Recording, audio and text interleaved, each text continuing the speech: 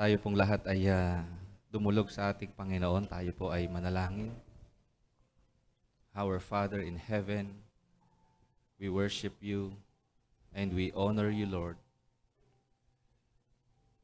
Patuloy ka namin na tinataas, Lord God. Sinasamba ka namin, Lord. Sa pangalan po ng kaisa-isa mong anak, ang aming Panginoong Hesus, sa pangunguna, patnubay at gabay ng iyong banal na Espiritu. Lahat kami, Lord God, ngayong umaga ay nagpapakumbaba po sa iyong harapan. Ikaw ang maitaas. Ikaw lamang, Lord God, ang maitaas. At kami, Lord God, ay maibaba, Panginoon.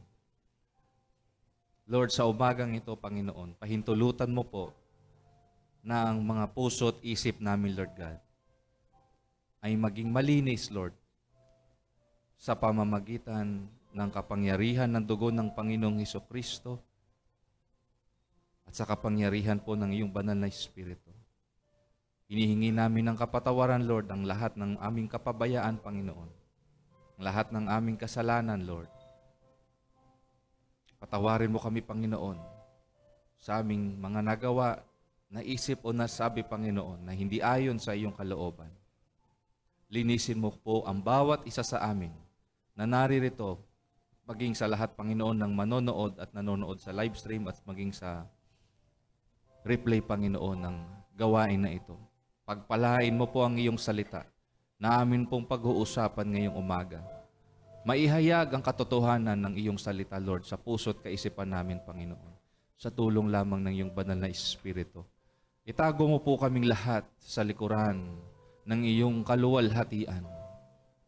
Tanging ikaw lamang, Panginoong Hesus, ang siyang makilala sa umagang ito, Lord. Mabigyan kami, Lord, ng biyaya na nagmumula sa iyo at kalakasan na nagmumula sa iyong salita. Pagalingin mo ang lahat ng may sakit sa pamamagitan ng kapangyarihan ng iyong salita, Lord. Ito po ang aming dalangin sa pangalan ni Jesus. Lahat po tayo magsabi ng Amen. Amen. Glory to God. Glory to God. Glory to Jesus. Hallelujah. And as what I've said last week, this will be our last discussion about the last days. So we've already talked about Matthew chapter 24, yung Luke 17, Luke 21. Ayan, yan po yung mga talata sa inyo pong mga Biblia that talks about the signs of the coming of the Lord. So, in recapitulation or in recap, nandoon po natin nakita na there will be rumors of wars or wars and rumors of wars. And many Messianic Jews, ang Messianic Jews po, sila yung mga Messianic na mga Hudyo, ibig sabihin sila yung mga Hudyo na sumasampalataya sa Panginoong Hesus. Sila ay mga Israelita na sumasampalataya sa Panginoong Hesus bilang kanilang tagapagligtas. And majority of the population of Israel does not know Jesus Christ as their Messiah.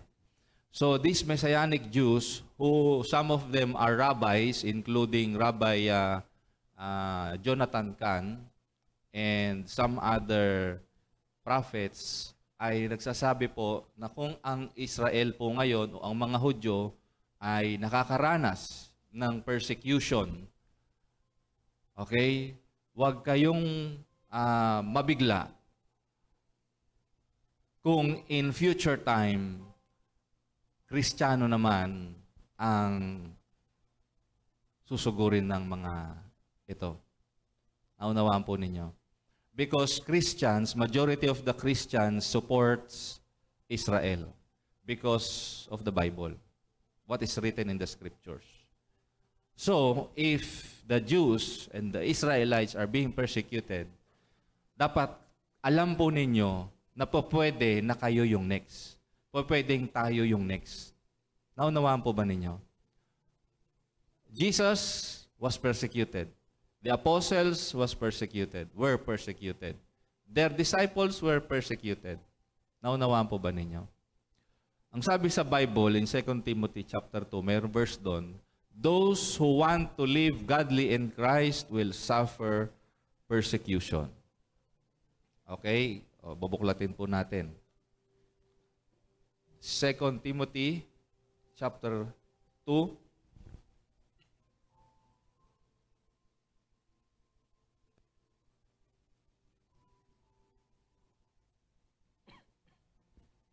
Tama ba?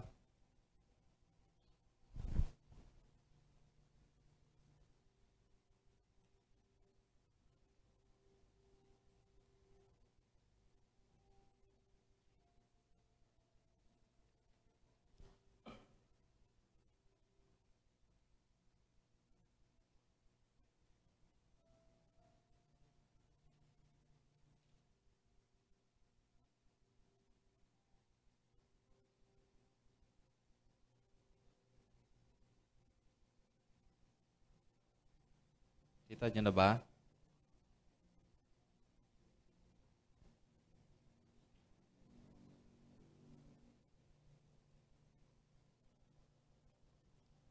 Wait lang ha.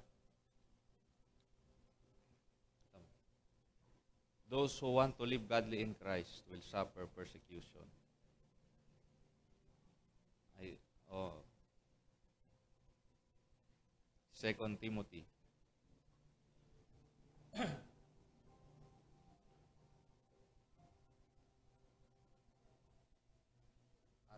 Chapter 3. Ayan, tingnan niyo po yan ha. 2 Timothy chapter 3 verse 12. Sabi diyan, yes, and all who desire to live godly in Christ Jesus will suffer persecution. Okay? Okay? Eyes on me. Ayan. Eyes on me. Marami po kasing mga mananampalataya ay hindi alam or hindi aware na we are bound to suffer persecution in certain levels. Naunawaan po ba ninyo? In some other countries, Christians are beheaded. Okay, pinupugutan ng ulo ibang Kristiyano, yung iba naman binubugbog, yung iba naman hinuhuli, yung iba naman kinukulong. Naunawaan po ba ninyo? Yung iba naman ay pinapersecute ng kanilang pamilya o pinapalayas ng tahanan, hindi na ina-accept sa bahay kasi naging Kristiyano sila. So iba-iba yung level ng persecution. But if you really want to live godly in Christ, ang sabi ni Apostol Pablo, you will suffer persecution. Hindi po na kapag tumanggap ka sa Panginoong Hesus, ano na lang, yung hayahay ka na lang. Naunawaan po ba ninyo? Ang pagiging Kristiyano ay isang seryosong bagay. Hindi po ito nilalaro. That is why we've come to this topic na end times. Because I want us to know, all of us, including mga tao po sa live stream, I want us to know, okay, that before the great and coming of our Jesus Christ, yes, there will be signs, wonders, and miracles. Yes, there will be an outpouring of the Holy Spirit, but also there will be greater measures, intensity of persecution among Christians. Hello? Hello? Kaya, mag-isip-isip po kayo kung talagang gusto nyong tumuloy ng pagsunod sa Panginoong Hesus. Because your faith in Christ will be tested. Naunawaan po ba ninyo? Your faith should be tested. Everyone's faith should be tested. Amen. All right. So we've talked about that, Matthew chapter 24. We've talked about the rapture, that those who are in Christ, who are in good standing in Christ, they will be caught up. Ibig sabihin, sa araw po ng rapture na hindi alam ng kahit na sino kung kailan, there will be a snap in the twinkling of an eye, sa isang kisap mata. Bigla raw kukunin yung mga narito sa lupa, mauunang kukunin po yung mga nasa libingan ng mga totoong Kristiyano. Babaguhin yung kanilang katawan, tapos aakyat sila sa langit, in a snap, in an instant. Pasunod daw nun yung tayong mga buhay pa. Babaguhin itong katawang nabubulok, sabi sa 1 Corinthians chapter 15. Itong katawang nabubulok papalitan ng katawang hindi nabubulok in an instant. Hindi po kagaya ng mapapanood ninyo sa YouTube na dahan-dahang inaangat, na pwede pang kumapit yung kamag-anak mo. Hindi po ganon. It's a snap. It's a twinkling of an eye. Kaya maghanda kayo. Kailangan everyday nakahanda kayo. Tayong lahat. Amen. Because it will happen in the blink of an eye.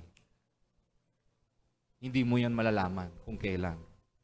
And thirdly, we've talked about Daniel and the prophecy concerning Israel and concerning the future of Israel and the whole world itself. Binasa nyo ba yung Daniel 1-12? Pina-assignment ko sa inyo. Basahin nyo po ha. Para kayo rin alam po ninyo kung ano yung pagkakasunod-sunod na mangyayari during end times. And now, lastly, okay, pag-uusapan naman natin who you will be during the last days. Kasi napag-usapan natin yung mga nagaganap eh. Ang pag-uusapan naman natin ngayon, sino ka naman habang nangyayari itong mga to? Naunawaan po ba ninyo? Okay? Hallelujah. Okay. Sino ka? Pagdating o sa habang nangyayari, halimbawa, nangyayari sa Israel, nakikita po ninyo, okay? Ngayon, marami nang nag-uusap o usap-usapan, di ba? Hamas sumugod. Kahapon ba yun yung Hezbollah? Friday, Hezbollah naman. These are terrorist groups that have such hatred towards Israel, the Israelites. Okay? Lahat ng mga Islamic countries beside them, North, East, West, and South. Alam niyo po ba, pag tinignan niyo yung inyong world map, sa Middle East, ang Israel ay nag-iisang bansa doon sa Middle East na hindi Muslim, or majority of their population are not Muslim. Pero pag tinignan niyo yung Egypt, pag tinignan niyo yung Syria, Lebanon, Saudi Arabia, Yemen, Oman, Iraq, Iran, lahat yun mga Islamic countries. Naunawaan po ba ninyo? Lahat yun galit sa Israel. Hello? Hello? At mayroong isang balita na nabasa ko that President Vladimir Putin is considering to declare war against Israel. Anong ibig sabihin ng pastor? Yun po yung nakikita ninyo sa Daniel chapter 10, 11, and 12, the northern kingdom na makikipagdigma beside Persia, which is Iran, today, idigmain nila yung Israel. At yung palibot ng mga bansa ng Israel, susugurin nilang sabay-sabay yung Israel. At ang sabi sa propesya ng Bible, 1/3 of the population of Israel will die. Magkakaroon ng mga patay sa kanilang mga lansangan. Wala na silang panahon ilibing. Kasi gano'n na lang kabilis. Okay? Yung pagsugod, yung dami ng sumusugod sa kanila. Kaya lahat ng humahapay sa sahig ng mga patay, gano'n karami. Wala nang panahon para ilibing. And I don't know when will that time be. Naunawaan po ninyo. Pero it is possible that in our lifetime, that would happen. Posibleng-posible. Mataas ang posibilidad na mangyari po yun sa panahon natin. Kaya dapat handa tayong lahat. Naunawaan po ba ninyo? Ang tanong na lang, sino ka habang nakikita niyo nang nangyayari yung mga yon? Because number one, okay, sa atin pong topic, number one, some will fall away. Ang iba po na mananampalataya, sila ay tatalikod sa pananampalataya. Tanungin mo yung katabi mo, ikaw ba yon? Ha? Maraming tatalikod, maraming manlalamig. Tingnan nyo, ang lamig dito sa church. Kasi medyo konti lang tayo ngayon, kayang-kayang palamigin ng aircon yung church. Yung iba masarap sandal. Okay? Pag nasandal, makakatulog. Kaya, umayos kayo ng upo. Diba? Ayos ng upo. Straight body. No? Para hindi kayo makatulog. Kasi malamig eh. Alright? Sabi dyan, number 1, bakit sila tatalikod? Bakit sila manlalamig? Number 1, because some will follow deceptive spirits and demonic teachings. Sabi ng 1 Timothy chapter 4 verse 1 to 2, the Holy Spirit tells us clearly that in the last times, okay, take note in the last times, some, okay, ang iba ay tatalikod sa totoong pananampalataya. They will follow deceptive spirits and teachings that come from demons. These people are hypocrites and liars, and their consciences are dead. Ang konsensya daw nila ay patay. Nakita po ninyo yon? Wala na silang konsensya. Ibig sabihin, wala na silang pakiramdam sa masama at saka sa mabuti. Naunawaan po ninyo? Yung masama sa kanila, yung masama sa Bible, ang perception nila, mabuti na. Yung pinagbabawal ni Lord, ang isip nila, hindi, okay lang. Hindi naman ako nakikita ni pastor. Naunawaan po ba? Sa isang translation, ang sabi doon, they will follow demon-inspired revelations. Okay? Ulitin ko demon-inspired revelation. Kaya magsaliksik po kayo ng Bible because there are people today in social media, TikTok, Facebook, Instagram, YouTube, that will call themselves messengers of God. They will quote scriptures and they will incorporate scriptures through their demonic revelation. Meron daw ni-reveal sa kanila si Lord through dreams. Merong ni-reveal sa kanila si Lord through their ears, may sinabi daw sa kanila si Lord. Pero once you test what they are saying, hindi biblical. Nagko-quote ng scriptures, For example, yung New Age. Sino nakakaalam ng New Age? Okay? Sa New Age, tinuturo nila yung law of attraction. Ang law of attraction is a demonic teaching. Okay? Huwag kayong maniniwala sa law of attraction that is demonic. Ang sinasabi nila, kausapin mo ang universe, and the universe will conspire in accordance to your will. Ibig sabihin, di ba, gusto mo na yumaman ka, sasabihin mo sa universe na yayaman ako, yayaman. Araw-araw mong sasabihin yon, yayaman ako, yayaman ako. And the universe will agree to what you are saying. Ganun ba yung sa Bible? Ang sabi sa Bible, let your will be done on earth as it is in heaven. Not my will be done, sabi ng Panginoong Hesus. Naunawaan po ninyo? Huwag kayong maniniwala sa mga nauuso ngayon sa Facebook, sa Instagram, TikTok o anumang social media yan. Kahit pa yan influencer. Amen. Ang sabi ng Bible, tayo mga mananampalataya, we should be the salt and the light of the world. Hindi tayo yung nai-impluensyahan, tayo yung nag-i-impluensya. Naunawaan po ba ninyo? Paano natin ma-impluensyahan yung mundo kung nakikihalubilo tayo o nakikisama doon sa ginagawa nila? Naunawaan po? Kaya nahihiya yung iba na mag-share ng kanilang faith kasi pagkasama nila yung barkada nila, kaugali nila yung barkada nila. O yung kaklase nila, o yung katrabaho nila. Amen. Kaya hindi ma-share si Jesus. Hello? Kasi kaugali nila eh. Yung lumalabas sa bibig nila, lumalabas din sa bibig mo pagkasama mo sila. Kaya takot ka mag-share ng gospel.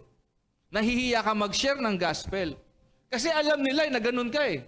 Pero kung alam nila na ikaw ay tumata yung ilaw at asin kahit saan ka magpunta, Hindi ka mahiya mag-share. Sila pa ngayon nahihiya sa'yo. Pagkasama mo sila, nahihiya sila magmura kasi alam nilang Kristiyano ka.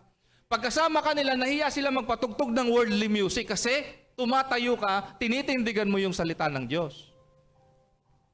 Hindi ka nakikiayon, Romans chapter 12, verse 1 to 2, dahil sa maraming biyaya ng Diyos. Amen? Dahil sa maraming biyaya ng Diyos, sabi doon, ialay mo ang buhay mo, ang iyong katawan mula ulo hanggang paa sa Diyos. Amen. Some will fall away because of this. They will follow deceptive spirits and demonic teachings. Number 2, they will have a wrong perception of love. Ano ibig sabihin nun? Maling pagkaunawa sa word na love. L-O-V-E. Ganyan. Okay? Maling pagkaunawa tungkol sa love. If you will study the word love, merong iba-iba kasing ibig sabihin yung love na pag-aralan na natin sa ibang mga panahon, which is yung agape, eros, and yung phileo. Ano yung phileo? Brotherly love, friendly love. Yan po yung phileo. Kasunod naman yung eros. Ang eros is the romantic love. Yan po yung love na mag-asawa. Hindi yan dapat ginagawa na magjowa. Naunawaan po ninyo? And the greatest kind of love is agape love. That's the God kind of love. And what is God kind of love? Paano nyo i-describe ang God kind of love? It is a love that seeks the best for others. Naintindihan po ninyo? Without expecting something in return. That is agape love. You will show love not because you want to receive love. You just want to give it. You care for others not because you want to be reciprocated. No, hindi ginawa ni Lord yon. Hindi siya nagpapako sa krus para ipamukha sa atin na magsisi ka na. Hindi. Ginawa na yon sa pagmamahal niya sa atin. And it's up to us if we will accept that love. Amen. Okay? Kaya, ang pagpapakita ng totoong pag-ibig, alright, ay hindi ka nag-e-expect ng babalik sa'yo. Binibigay mo lang talaga siya dahil yun ang nasa puso mo. Hindi mo pwedeng dayain ang pag-ibig. Yung totoong pag-ibig, ha? Hindi mo madadaya. How can you know if the love that you are giving and is receiving is real?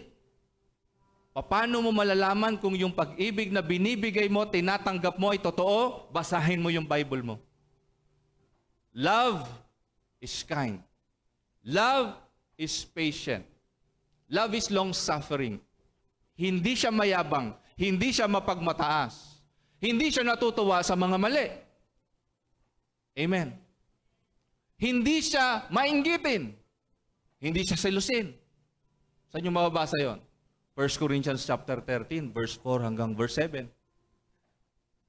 Ang sabi ni Pablo, verse 1 hanggang verse 3, kung nakakapagsalita ako ng mga wika ng mga tao o wika ng mga anghel, ngunit wala naman akong pag-ibig, isa lamang akong pompyang na umaalingaw. Sabihin, maingay ka lang. Kahit nagtatangs ka pa, Monday, Tuesday, Wednesday, Thursday, Friday, Saturday, Sunday. Kung wala ka naman daw pag-ibig, wala din. Sabi ni Pablo, kung ialay ko man ang aking buhay para sunugin, ngunit wala naman akong pag-ibig, wala rin. Kahit magbigay ka pa sa mahirap, kahit mag-outreach ka pa, mag-evangelize ka pa, kung wala ka naman totoong pag-ibig, wala rin. Naunawaan. Sabi sa Romans, I think, in chapter 13,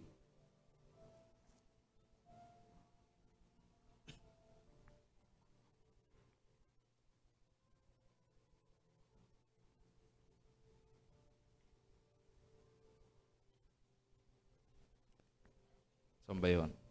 Romans chapter 12, tingnan nyo yan, verse 9. Sa Tagalog kay Dave. Romans chapter 12, verse 9.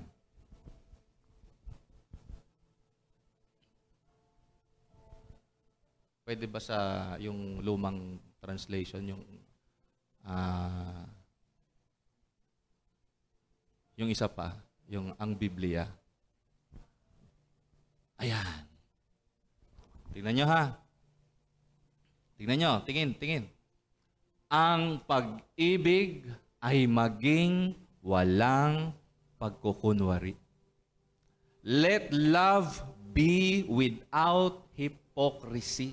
Sabi sa Bible, sa English. Ang pag-ibig daw hindi dapat nagkukunwari. Ano ba yung ibig sabihin na nagkukunwari? Pinapakita mo lang, face value. Pero pag talikod mo dun sa tao, kung ano sinasabi mo, pag-ibig ba yon? Diba? Ano sinasabi ko po sa inyo? Pag meron kayong something against your brethren, sabihin mo ng harapan. Kung hindi mo kayang sabihin sa kanya ng harapan, huwag mong sabihin sa iba. Amen? Amen? Hallelujah. Okay. 2 Timothy, thank you kay Dave. 2 Timothy chapter 3 verse 1 to 5. Sabi rito, but understand this, that in the last days, sabihin nyo nga po, in the last days. Okay? Nga pala, I want, okay? Gusto ko po na palakpakan ninyo yung mga kabataan na umattend sa ating Young Revivalist. 3 days. Pwede bang tumayo? Yung mga umattend ng Young Revivalist, si Leana, si Josiah, si Simon, saka si Kyle. Sige, tayo kayo, tayo. Tayo kayong 4. Ayan, oh. Kita niyo yan, oh. Sila ay mga kabataan, okay? Age 7 to 12 kasi yun eh. Na tawag dito na pinuspos ng Espiritu. Amen? They prophesied, they saw visions, they heard the voice of God in one way or another. And I believe, okay, these children of God will be used by God mightily in these last days. Amen? Alam nyo po mga kapatid, ang prophecy ng Bible sa end times, mga kabataan ang gagamitin ng Diyos. Mga kabataan. Kaya tayong matatanda na, mag-invest tayo sa kanila. Ano invest natin sa kanila? Pag-ibig. Unang-una yon. Mag-invest tayo ng pag-ibig sa kanila. Mag-invest tayo ng oras sa kanila. Mag-invest tayo ng tenga natin sa kanila. Meron silang minsan mga sinishare, akala natin ng corny-corny. Hindi. Para sa kanila, importante na nakikinig tayo sa kanila. Amen? Invest to the next generation. Amen. Huwag kayong agad-agad magagalit pag may sinasabi yung mga anak ninyo. Pakinggan nyo muna. Amen? Mag-invest kayo sa kanila because they are the future. Amen? Okay, makakaupo na po kayo. Palakpakan natin ulit sila. Okay, 2 Timothy chapter 3 verse 1 to 5. But understand this, that in the last days. Sabihin nyo nga po ulit, last days. Sa mga huling araw daw, sabi dyan, dangerous times will come. Difficult days that will be hard to bear. Bakit magiging mahirap ang mga huling araw? Because people will be lovers of self. They will be narcissistic or self-focused, self-centered. They will be lovers of money. Boastful, mayayabang, mga arrogante. Revilers, disobedient to parents. Ungrateful, hindi marunong magpasalamat. Unholy, walang kabanalan. Profane. Ano ba yung profane? Ano yung profane? Masama. No, parang ganyan, no? Masama. They will be unloving. Okay, devoid of natural human affection, callous and inhumane. Yan na, wala nang konsensya. Di ba? Nakikita po ninyo sa panahon natin ngayon, especially during Halloween, meron silang mga inihahanda, mga cake. Tapos ang itsura ng cake, mukha ng tao. Tapos sugatan, alam niyo yon? Nakikita nyo ba yung mga ganong cake? Mukha ng tao, yung pugot na ulo ng tao, tapos hihiwain nila. Pero cake yon. Para sa kanila, katuwaan lang. Hindi nila alam, nagpapasok sila ng kaisipan. Sa isip nila, sa puso nila, na pwedeng kumain ng laman ng tao. Naunawahan po ninyo, unti-unting pinapatay ang budhi at konsensya ng mga tao sa panahon natin. Yung masama, ginagawang mabuti. Yung mabuti, minamasama. Diba? Sabi dyan, irreconcilable. Ibig sabihin yan, humihingi na ng sorry yung kapatid mo, ayaw mo pa rin patawarin. Malicious gossips. Sa Tagalog, mga chismosa na malisyosa pa. Devoid of self-control, intemperate and immoral. Walang pagpipigil sa sarili. Brutal, haters of good, traitors, mga traidor, reckless, walang walang control, basta bahala na, sugod ako diyan. Hindi na pinag-iisipan yung ginagawa. Conceited and lovers of sensual pleasure or earthly pleasure rather than lovers of God. Holding to a form of outward godliness. Ito na. Makikita niya nung post sa Facebook, blessed. Pero hindi mo makita sa buhay niya yung pag-ibig niya kay Lord. Okay? Outwardly, they profess to know Christ. But, Titus chapter 1 verse 16.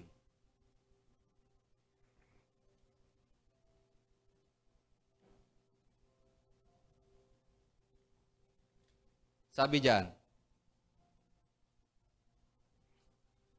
Titus 1:16. Sa Tagalog po, Kuya Dave. Thank you. Inaangkin nilang kilala nila ang Diyos. Ngunit, sa pamamagitan ng kanilang mga gawa, ay ikinakaila nila ang Diyos. Palibasa sila'y kasuklam-suklam at mga masuwayin. Ayaw magpakorek. Hello. Sige, balik tayo, Kuya Dave. They hold to a form of outward godliness or religion, although they have denied its power, for their conduct nullifies their claim of faith. Yung gawa nila ay nagpapatotoo na hindi talaga sila totoong sumasampalataya. Sabi diyan, avoid such people and keep far away from them. Ito po ang ibig sabihin niya na layuan ninyo yung mga tao nagsasabing Kristiyano sila pero hindi totoo sa buhay nila. Huwag niyong layuan yung mga taong hindi pa kilala si Lord. Lapitan niyo sila, akayin niyo sila kay Lord. Pero yung mga nagsasabing, kay Lord ako, pero hindi naman makita sa buhay nila, sabi diyang Bible, layuan mo yan. Iwasan mo yan. Naintindihan po? Next. Okay? Sabi doon sa number 2 sorry ha. They will have wrong perception of love. Okay? Ano yung mga love na yon? Love of self, love of money, and love of pleasure. O pwede nyo i-underline sa mga Bible nyo po yun. Number 3. They will seek those who will affirm their wrong concepts. Hahanap po yung mga tao na ito nang mag-a-agree dun sa mga mali nilang mga pananaw. Kaya sila tatalikod sa pananampalataya. Sabi ng 2 Timoteo chapter 4 verse 2 hanggang verse 4, maging handa ka sa pangangaral ng salita ng Diyos sa anumang panahon, ilantad mo ang mga maling aral, pagsabihan ng mga tao sa mga mali nilang gawain, at patatagin ang pananampalataya nila sa pamamagitan ng matyagang pagtuturo.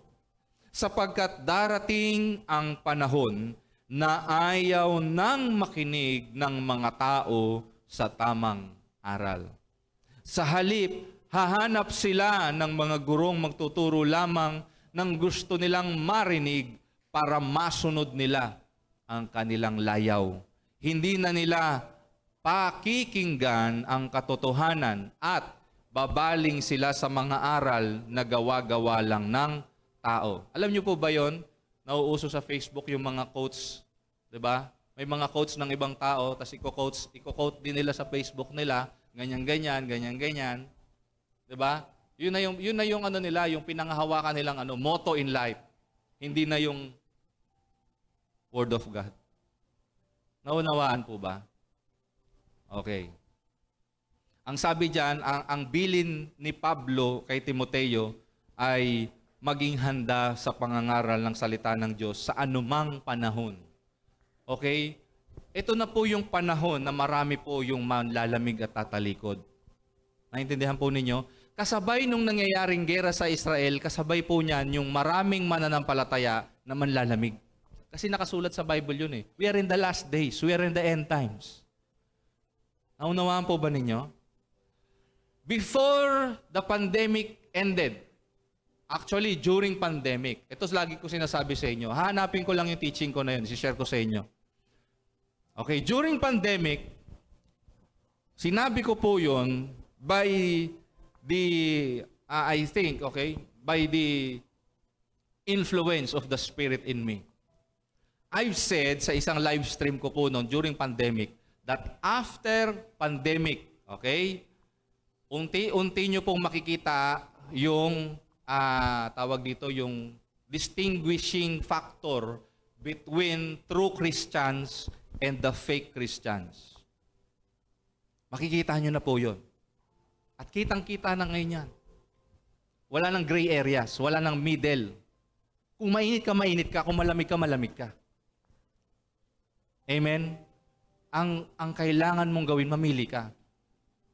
Mag-iinit ka ba o manlalamig ka? Nasa sayo yun. Okay? Hallelujah. So sabi diyan, maging handa sa pangangaral ng salita ng Diyos sa anumang panahon. Kahit sa panahon na to. Naintindihan po ba ninyo? Kahit sa panahon na to. Kaya nga, kahit hindi tayo punong-puno, diba? Kapag ako nangaral, talagang gusto ko yung ibigay ko yung best ko. Kasi hindi naman ako nakatingin kung ilan yung tao na ko po. Ang tinitingnan ko yung taong gustong magpabago sa Panginoon. Amen po ba? So anumang panahon, ito po ang ibig sabihin niyan, when the time is right or not. When the opportunity is favorable or unfavorable, whether convenient or inconvenient, whether welcome or unwelcome. Diba? Marami namang makikinig. Marami ring hindi makikinig. Nasa sayo pa rin yun. Maraming gising sa pangangaral, merong iba matutulog. Nasa sayo din yun. Naunawaan po ba? So wala na sa akin yung paghatol ng Diyos kasi sinabi ko naman siya eh. Nasa sa inyo naman kung ano yung gagawin ninyo after ninyong marinig at ma-receive yung sinasabi.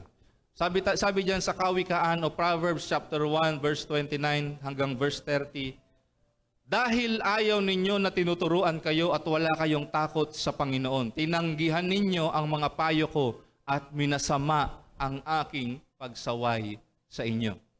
Kaya sila tatalikod kasi ayaw na nga nila makorek. Marami po yung sabi diyan tinuturuan o tuturuan at tatanggihan yung mga payo ng pastor, ng life group leader. Huwag nyo pong suwayin yung mga payo sa inyo.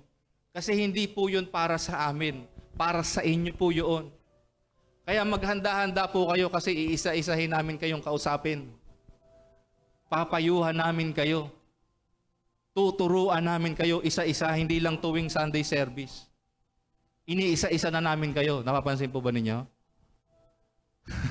Iniisa-isa tayo ni Lord. Nag-uusap kami mag-asawa nung nakaraang gabi. Bago kami matulog. Napapansin namin, okay, na iba-iba yung pinagdaraanan ng bawat mga members. Diba?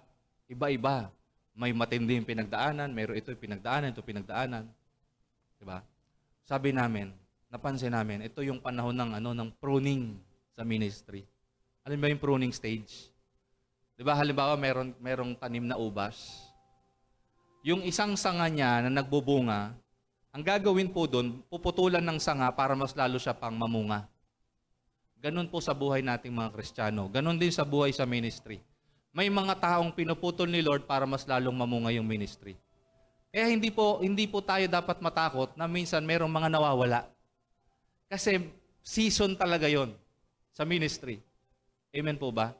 Pagkatapos ng pruning, pag may nawala, anong mangyayari? Mas lalo siyang magbubunga. May papalit na mas lalong mabunga. Naunawahan po ba ninyo? Kasi mayroong sanga na nasa loob ng church na walang bunga. Anong gagawin ni Lord doon? Tatanggalin. Hindi natin pahalisin. Wala tayong pinaalis, di ba? May pinaalis na po ba ako? Wala akong pinaalis. Pero pag pinagalitan o kinorek, tapos umalis, pruning yon. Di ba? Pruning. Amen po ba? Kaya maghanda kayo, especially leaders. Maghanda kayong lahat. Iisa-isahin namin kayo. Akala nyo ako lang? Ako rin pinuprune ako ni Lord. Asawa ko pinuprune ng Panginoon. Kaming dalawa. Kailangan tayong lahat. Amen? May kailangang putulin. May kailangan tanggalin para mas lalo pa tayong maging mabunga. Amen. Palakpakan natin si Lord. Sabi diyan sa Pahayag chapter 22 verse 11, ang masama, tingnan niyo ito po prophecy ito. Ang masama ay magpapakasama pa. Ang marumi ay magpapakarumi pa. Pero ang matuwid ay magpapakatuwid pa at ang banal ay magpapakabanal pa. Okay? Amen? Gusto ko pong tingnan nyo yung mga sarili niyo ngayon. Mag-reflect muna tayo, saglit, no? Mag-reflect muna tayo before we proceed. Isa ka ba dun sa tao na matuwid, na nagpapakatuwid pa? O masama, na nagpapakasama, hindi lang namin alam? Hello? Hello? Daniel chapter 12 verse 10, sabi diyan, marami sa mga nakakaunawa ng katotohanan. Tingnan niyo yan, take note Marami sa mga nakakaunawa ng katotohanan ang lilinisin ang kanilang buhay. Kaya po pinapabasa ko sa inyo yung Bible ninyo. Kaya ko po pinapabitbit sa inyo yung Bible ninyo. Every day. Amen. Kasi pag hindi mo nauunawaan ang katotohanan, hindi mo lilinisin ang buhay mo. Naunawaan po ba ninyo? Ang masama ay patuloy na gagawa ng masama at hindi makakaunawa ng mga sinasabi ko. Amen? Sabihin mo sa katabi mo, kitang-kita, halatang-halata. Sabihin mo sa katabi mo, kitang-kita, halatang-halata. Anong sabi ni Pablo? Unang Korinto 4:14, sabi diyan, hindi ko isinusulat ang mga ito upang ipahiya kayo, kundi upang paalalahanan kayo bilang mga minamahal kong mga anak. Sino mga magulang dito? Diba? Kung mahal mo yung anak mo, paaalalahanan mo sa mga ginagawa nilang mali. Hindi mo kukonsintihin yung mali nila. Kung mahal mo talaga yung anak mo. Amen. Amen. Diba? Ang Bible po, hindi tayo i-correct for the sake lang na makorek tayo. Kino-correct tayo dahil mahal tayo. Naunawaan po ba? Kaya pag kinorek kayo, huwag kayong magtatampo. Huwag kayong mag-a-absent. Patuloy lang. Pag kinorek kaya nga hindi ako nagpaparinig sa pulpit Kasi yung sinasabi ko dito para sa lahat. Para rin sa akin. Naunawaan po ninyo? Pag tinamaan kayo, si Lord na yon. Hindi yung, nagpaparinig na naman si pastor, hindi na ako atin dyan. Diba? Ganun yung isip ng ibang tao. Para sa lahat to. Para sa akin to. Ikatlong Juan, talatang 4, sabi diyan, wala nang higit na makakapagpasaya sa akin, kundi ang malamang namumuhay ayon sa katotohanan ang mga anak ko sa pananampalataya. Yan lang naman po ang makapagpapasaya sa amin bilang tagapagturo ng salita ng Diyos sa inyo. Na makita po kayong lahat na namumuhay ayon sa katotohanan. Amen po ba? Kaya po marami tayong mga ginagawang programa para mas lalo po niyong maunawaan yung salita ng Diyos. Isa na po dyan yung ating Bible class. Pangalawa yung ating prayer meeting. I hope na bigyan niyo po ng oras at importansya ang prayer meeting. Especially leaders. Amen. Mga leaders naman tayo rito lahat eh. Bigyan niyo po ng importance ang prayer meeting. At least once or twice a month, give time. Amen. Okay. In the last days, yung una nating point, some will fall away.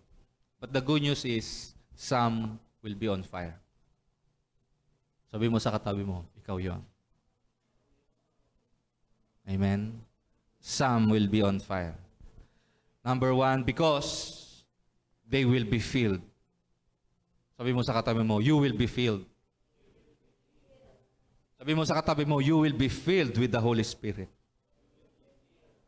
Mapupuspos ka ng Espiritu Santo. Sabi mo sa katabi mo, mapupuspos ka ng Espiritu Santo.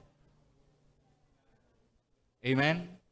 Sabi diyan sa mga gawa, chapter 2, verse 17 hanggang verse 20, ito ang gagawin ko sa mga huling araw, sabi ng Diyos. Ipagkakaloob ko ang aking Espiritu sa lahat ng tao. Ipahahayag ng inyong mga anak. Tayo yung mga anak. Tayo yung mga anak. Lahat tayo mga anak, di ba? O ba't di kayo tumayo? Tayo mga anak. Sabi ng Bible, ipahahayag ninyo. Amen? Ipahahayag ninyo. Kalabitin mo yung katabi mo. Ipahahayag mo. Sabi mo, kalabitin mo. Ipahahayag mo ang mensahe ng Diyos. Amen? Ang mga kabataang lalaki o yung mga babae, upo. Lahat ng lalaki tayo. Kayong mga kabataang lalaki makakita ng mga pangitain. Amen. Matatandang lalaki tayo. Magkakaroon ng mga panaginip. Sa panahong iyon, ibubuhos ko ang aking espiritu sa aking mga alipin. Sinong alipin ng Diyos dito? Ang alipin ng Diyos, hindi na natiling alipin ng kasalanan. Amen? Pag alipin ka ng Diyos, huwag ka na magpaalipin sa kasalanan. Amen. Kung talagang alipin ka ng Diyos, hindi ka na magpapaalipin sa kasalanan. Hello. And I am challenging all of us. I am challenging myself. I am challenging all of you. If you really are a slave of God, do not be slaves to sin. Do not be a slave of man. Huwag kayong matakot sa tao. Huwag kayong matakot sa sasabihin ng tao. Ba't di ka na nag-yosi? Kasi anak ako ng Diyos. Ba't di ka na nagsisigarilyo? Ba't di ka na uminom ng alak? Ba't di ka na nang bababae? Sabi mo sa kanya, sabi mo sa tropa mo, kasi anak ako ng Diyos. Ipagmamalaki mo na anak ka ng Diyos. Amen. Bakit hindi mo sinasagot yung naliligaw sa yung unbeliever? Kasi anak ako ng Diyos. Amen. Bakit hindi ka nag-entertain na manliligaw na hindi Kristiyano? Kasi anak ako ng Diyos. Bakit pinag-iigihan mo sa school? Kasi anak ako ng Diyos. Amen. Palapakan natin si Lord. Ang sabi diyan, sa aking mga alipin, maging lalaki at maging babae, ipahahayag nila ang aking mensahe. Magpapakita ako ng mga kababalagan sa langit, mga himala sa lupa, dugo, apoy at makapal na usok. Ang araw ay magdidilim, ang buwan ay pupulang parang dugo, bago dumating ang dakila at maluwalhating araw ng Panginoon. Amen. Amen. Gagawin daw ito ng Diyos. Ibubuhos niya ang kanyang espiritu sa mga anak na lalaki, sa mga anak ng mga babae, sa mga totoong anak ng Diyos. Ibubuhos niya ang kanyang espiritu. Amen po ba? Ipahayag mo ang mensahe ng Diyos na naglalagablab at umaapoy sa puso mo. Amen po ba? Amen. Amen. Hindi mo mapipigilan yun. Amen. Hindi mo mapipigilan yun. Kasi puspos ka eh. Napupuno ka, napupuspos ka, nag-overflow ka, nag-uumapaw ka sa Espiritu ng Panginoon. Amen po ba? Di ba nakakita ba kayo ng baso na nag-uumapaw? Di ba tumatapon siya sa iba? Amen po ba? Ang apoy po, pag ang apoy lumalagablab, kumakalat. Naunawaan po ba ninyo? Pag ang apoy ng Espiritu ay naglalagablab talaga sa iyo, imposibleng hindi kumalat yan. Amen po ba? Kaya nga, pupunta tayo dun sa number 2, they will grow in faith and they will bear fruit, sabi ng Colossians 1 verse 5 to 6. Amen? Kung talagang puspos ka ng Espiritu Santo, sabi dyan, you will grow in faith. Sabi mo sa katabi mo, you will grow in faith. And you will bear fruit. Anong bunga? Mamumunga ka ng mga karakter ng parang sa Panginoon. Unang-una niyang babaguhin pag puspos ka ng Espiritu ay yung sarili mo. Hindi yung iba. Kasi ang perception ng iba pag puspos ka ng Espiritu nung mag-evangelize ka na kaagad. No. Ang unang-una niyang babaguhin yung karakter mo. Amen po ba? Kung talagang puspos ka ng Espiritu, nababago yung karakter mo. Wala nga nang nag-amen.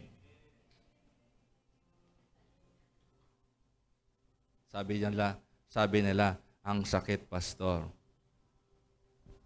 Unang-una na binabago ng Espiritu sa buhay ng Kristiyano, hindi yung iba.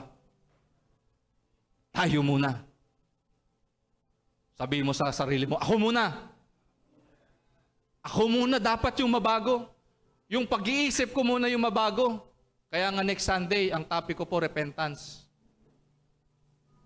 Kailangan alam po natin ano ba talaga ang repentance. Kailangan una tayo nababago. Isip, puso. Amen.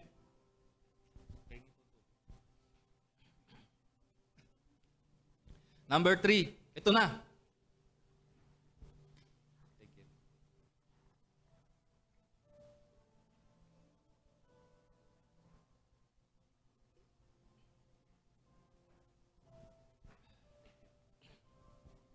Para maunawaan nyo lang po yung konteksto ng number 2 natin ha. Doon sa Colossians chapter 1, 5 to 6, ang konteksto po niyan, nung napakinggan daw ng mga taga-Colosas, yung magandang balita. Tinanggap nila, nag-grow yung faith nila, at namunga sila. Nung narinig nila to ha. Nang narinig to. Kaya kapag naririnig nyo to, dapat nakikita kahit paano unti-unti nagbubunga sa buhay. Kaya ikaw, titingnan mo, nagbubunga ba yung binabasa ko sa Bible? Nagbubunga ba yung tinuturo ni pastor? Nagbubunga ba sa buhay ko yung tinuturo ni life group leader? Amen. Huwag niyong tingnan muna yung bunga ng iba. Yung bunga mo muna yung tingnan mo. Amen. Amen. Ganito yan. Kung gusto mong makita nagpe-pray yung disciple mo, una ka mag-pray. Kung gusto mong nakikita na nagpe-pray yung anak mo, ikaw na magulang, una ka mag-pray. Kung gusto mong makita yung anak mo nagbabasa ng Bible, magulang, una ka magbasa ng Bible mo. Amen. Amen? Okay, number 3.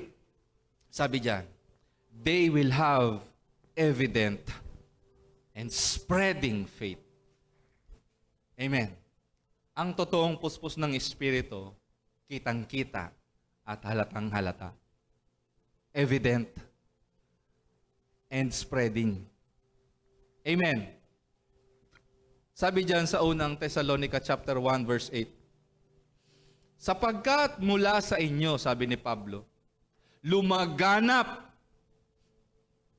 ang mensahe ng Panginoon. Di ba? Ang sabi ni Pablo sa mga taga-Thessalonica, mula sa inyo, hindi mula kay Pablo, mula sa kanila na taga-Thessalonica. Kasi ang nangyari po noon, si Pablo ay meron siyang, meron siyang journey, missionary journey, from Jerusalem to to Greek, to Rome, okay? Tapos babalik siya ng Jerusalem. Nagtanim ng simbahan si Pablo sa iba-ibang mga lugar, sa Efeso, sa Thessalonica, sa Colosas, sa Efeso, sa Galacia, iba-ibang lugar. At lumago yung gawain na doon, hindi dahil nandoon si Pablo. Lumago yung gawain noon kasi yung mga mananampalataya. Sabihin nyo nga, mga mananampalataya. Yung mga mananampalataya, ginagawa yung dapat nilang gawin. Amen. Nagpe-pray sila, nagbabasa sila ng Bible. Hindi nila pinababayaan yung mga gawain. Kaya lumago yung iglesia. Amen. Amen. Hindi po solong trabaho ng pastor yung palagawin yung gawain. Trabaho ng bawat Kristiyano yon na ipalaganap yung pananampalataya. Hello? Bakit ganun? Mas masigasig pa yung mga Muslim na mag-share ng kanilang pananampalataya kaysa sa mga Kristiyano. Hello? Hello? Bakit yung mga Muslim? Alam niyo po ba, nagtuturo kami ng values education sa Queens Row Elementary School. Pag kami nagtuturo na, sabi ng mga Muslim ng mga estudyante, sabi nila, hindi po kami pwede makinig dyan. Muslim kami. Pero yung mga Kristiyano, nung Halloween, nag-costume pa. Nakiparty pa. Bakit yung Muslim? Hindi kami pwede dyan, Muslim kami. Mga anak, mga minamahal, you should set a high standard for the Word of God. You should set a high standard of your identity as being one with Christ. Do not compromise. Okay? Do not compromise. Sa mga nakikita ninyong na-enjoy ng mga kaklase ninyo, sa mga na-enjoy ng mga kaibigan ninyo, tapos hindi nyo ma-enjoy dahil Kristiyano kayo, I tell you the truth. Dito, hindi mo ma-enjoy yan. Kasi may pinipigilan kang gawin dahil sa Diyos. Pero pagdating mo doon, sila, nagsasuffer sila sa impyerno, ikaw na-enjoy mo yung kaluwalhatian ng Diyos sa langit. Anong gusto mo? Mag-enjoy ka pa ng dalian dito? Tapos mag-suffer ka ng panghabang buhay sa impyerno? O mag-suffer ka dito? Saglit lang naman dito yung suffering eh. Pagkatapos ng buhay dito, eternity of joy, of glory, of happiness. Amen po ba? Panandali ang sarap lang yun, di ba Jordan? Panandali ang sarap, panandali ang aliw para sa ano? Habang buhay na pagkabulid sa dagat-dagatang apoy. Ganun ba yon? You have the choice. We have the choice. Alright. Sabi diyan, hindi lang sa Macedonia at Akaya nabalitaan ang pananampalataya ninyo sa Diyos, kundi sa lahat ng lugar. Amen? Ganun nag-spread yung kanilang pananampalataya. Hindi lang dito sa Molino. Amen po ba? Alam niyo po ba, yung pagiging Kristiyano ko, umabot na ng Novaliches, umabot ng Imus, umabot ng Australia, umabot ng Amsterdam, umabot ng California, USA. Alam nilang Kristiyano ako. Hindi sa pagmamataas ng sarili ko, hindi sa itinataas ko sarili ko, pero alam ng mga kamag-anak ko sa mga lugar na yon na Kristiyano ko. Kayo, alam ba nilang Kristiyano kayo? Alam ba nila na Kristiyano kayo? Hello? Meron akong babasahing verse, sabi dito sa Matthew chapter 25, verse 1 to 13. Ito po ay isang parable o kwento ng Panginoong Hesus tungkol sa mangyayaring paghati ng mga mananampalataya in the end times. Sabi rito, ang kaharian ng langit ay maihahambing sa 10 birhen na kumuha ng kanilang mga ilawan at lumabas upang salubungin ang lalaking ikakasal. Meron daw 10 birhen. Meron silang ilawan. Okay, meron ba tayong image ng ilawan dyan? Yung ilawan, okay? Lampara. Ayan. Para salubungin daw ang lalaking ikakasal. Yung lalaking ikakasal po dyan, walang iba kundi ang ating Panginoong Hesus. Okay? May 10 birhen. Yung 10 birhen, sinisimbolo po niya yung mga mananampalataya as a whole. Alright. Ang 5 sa kanila, mga hangal. At ang 5, matalino. Okay? Sapagkat nang kunin ng mga hangal ang kanilang ilawan, ay hindi sila nagdala ng langis. Ngunit ang matatalino ay nagdala ng langis sa mga lalagyan na kasama ng kanilang mga ilawan. Okay? May 10 birhen, yung 5 yung hangal. Ang hangal may ilawan pero walang langis. So hindi aapo yung dala nilang ilawan. Ang dala lang nila, ilawan, hindi iilaw. Yung isa naman matalino, sabihin niyo matalino. Sabihin niyo matalino. Anong ginawa ng matalino? Dala yung ilawan, may dalang langis. Alright. Samantalang naaantala pa ang lalaking ikakasal, hindi pa daw dumadating si Lord. Okay? Naantala pa yung pagdating ng lalaking ikakasal, ay inantok! Tanungin mo ngayon katabi mo, inantok ka ba? Kanina pa ako sumisigaw, inantok ka pa din? Samantalang naantala pa ang lalaking ikakasal, ay inantok silang lahat. Yung 10 birhen, inantok!